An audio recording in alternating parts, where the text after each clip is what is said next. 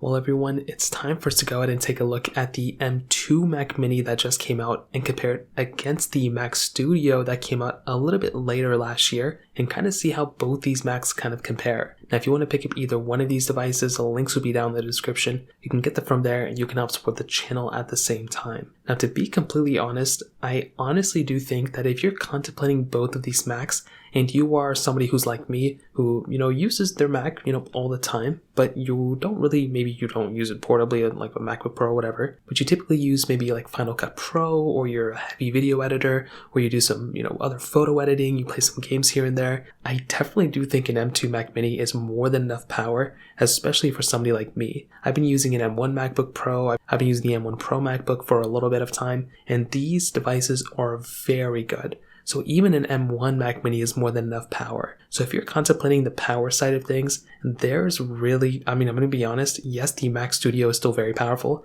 and yes, the M2 Mac Mini is, still very powerful, but there's really no reason for you to go and, pick up one or the other. But I will tell you from a value per dollar standpoint from the power side, it's definitely going to be favoring the M2 Mac Mini because it is substantially cheaper, at least the base model, it is substantially cheaper than the, base Mac Studio. The M2 Mac Mini right now is retailing for the base, the cheapest model available, $599. For the Mac Studio, that is retailing at $1,999. So there's definitely a big difference there right from, just right from the specific standpoint from that. However, do keep in mind that these base models do have quite a few differences. So for the base model of the M2 Mac Mini, it starts at 256 gigabytes with 8 gigs of memory. So keep that in mind. If you want a more powerful Mac, you are going to have to spend a little bit more money there. With the Mac Studio, it starts with 512 gigabytes of storage, so twice the amount of storage, and it starts with 32 gigabytes of RAM. So that's kind of a lot of RAM. That's 4 times the amount of RAM and twice the amount of storage from the base model. So yeah, from like the storage standpoint and the RAM standpoint, like the price tag looks pretty good, but it, when you spec it out, it definitely becomes a lot more expensive. So please keep in mind that is one massive thing to keep in mind right there. Also, there's, more availability with the Mac Mini because you can spec it out a little bit more. So you have a little bit more leniency with that price tag, whereas on the Mac Studio, it only starts at $2,000 and it goes up from there. So definitely keep that in mind. Now on the outside, there's, a big difference in terms of how these things look and how they appear. Keep in mind the Mac Studio, I think it's tailored to a different audience. It's more tailored for some people who want a more powerful machine. And, it's kind of, I guess tuned for studio professionals. With the M2 Mac Mini, I think this is more tuned for everyday people. But like I said, even somebody like me, I don't really do super crazy intensive things, but I play a lot of games and a lot of emulators. And my M1 Pro MacBook has been perfectly fine for me. So this M2 Mac Mini is going to be perfectly fine for me as well. But on the outside with the port selection, I definitely do like the way the Mac Studio looks. I love the ports that are on the Mac Studio and the way they're placed. So starting off with the front, the M2 Mac Mini doesn't really have anything on the front except for a little LED light that basically shows if it's on or if it's, powered on. With the Mac Studio, we actually have a few different ports on it, which is actually pretty cool. On the front of the Mac Studio, we have an SD card slot, which is really cool. So I love having that ability of just plugging in my SD card right into the front rather than having to have a separate dongle to attach it and then kind of figuring it out from there. That is definitely one cool feature that I really do like about the Mac Studio. The M2 Mac Mini, you can go and get a dongle and whatnot, but that is a really nice touch that we have that right on the Mac Studio. On top of that, we do have 2 USB-C ports on the front of that Mac Studio as well. So that's another cool thing. With the Mac Mini, you have to kind of swing around and kind of plug in the, ports in the back, but that's another really cool thing that we have there as well. Now on top of that, with the ports on the back, so it really depends on which Mac Mini that you get and which Mac Studio that you get. So on the M1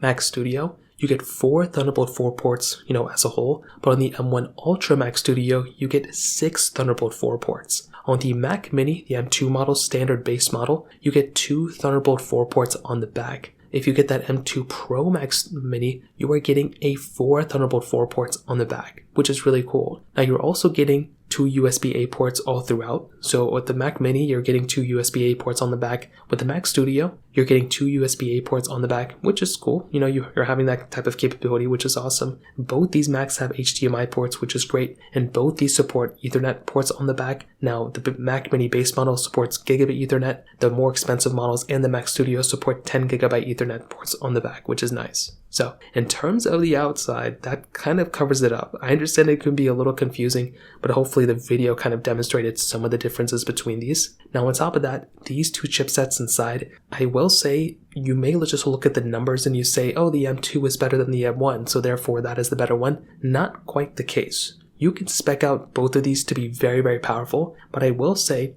you can spec out the Mac Studio to be way more powerful than a standard M2 or M2 Pro Mac Mini, but keep in mind, you're going to be spending more money that route. With an M2 Mac Mini, you can spec it out to up to 12 core of the CPU compared to the Mac Studio's 20 core CPU. With the Mac Mini, if you're going to the M2 Pro route, the GPU, you're going 19 cores, so you can max out at 19 cores. The Mac Studio maxes out at 64 cores. So that is another massive difference right there. And on top of that, the RAM. You can spec out the Mac Mini to be up to 32 gigabytes of RAM with 8 terabytes of storage. With the Mac Studio, you can go up to 128 gigabytes of RAM with 8 terabytes of storage as well. So on paper, right, this is going to be completely different in real world use, but just on paper, you are going to be getting massive differences right there from a performance segment. And in my opinion, it's going to be many, many, many years until a maxed out Mac Studio is outperformed by like a base Mac Mini. It's going to be a long time until then. So I wouldn't really be worried about the Mac Studio being old or outdated or not powerful anytime soon.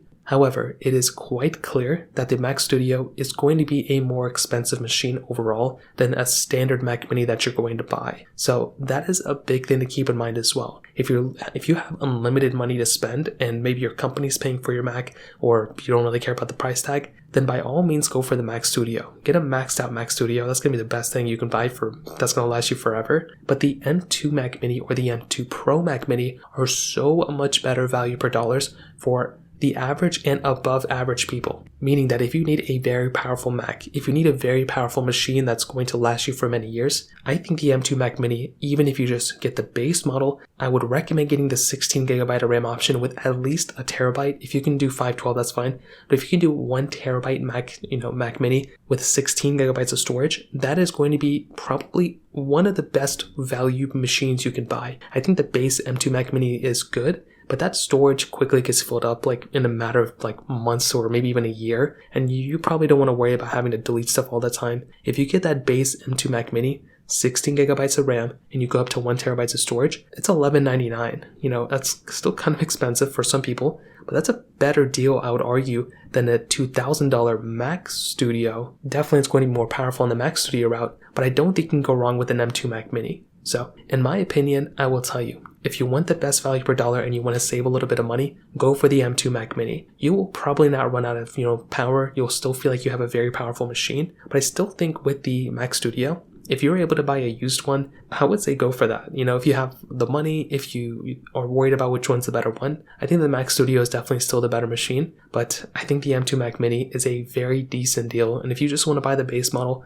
go for it. So that pretty much covers it up. If you have any other thoughts or questions, let me know in the comment section below. Hit the like button, that'll mean so much, but definitely hit that subscribe button. More importantly than everything else, I love every single one of you guys. Hopefully I'll catch you guys in the next video. Peace out till then.